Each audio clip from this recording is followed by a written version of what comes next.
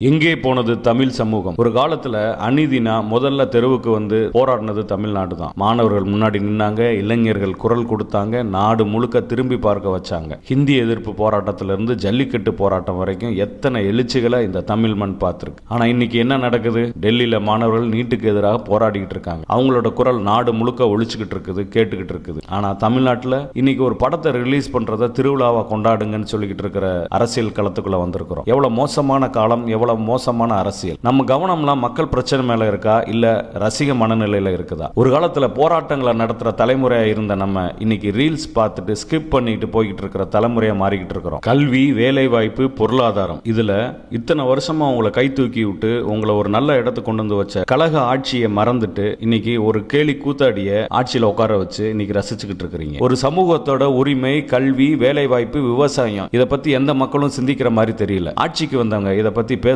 இல்ல, மக்களை சிந்திக்க வர்றது இல்ல. நம்ம சிந்தனை எங்க போச்சுன்னு கொஞ்சம் யோசிங்க. நம்ம எதை சிந்திச்சுக்கிட்டு இருக்கிறோம், எதை பத்தி யோசிக்கிறோம்? சிந்திக்க மறந்த சமுதாயம் சிறைப்பட்டு போகும், அறிவிழந்த சமுதாயம் அடிமைப்பட்டு போகும். எங்கே இருக்கிறாய் தமிழ் சமூகமே? எங்கே இருக்கிறாய் ஜென்சி தலைமுறையே?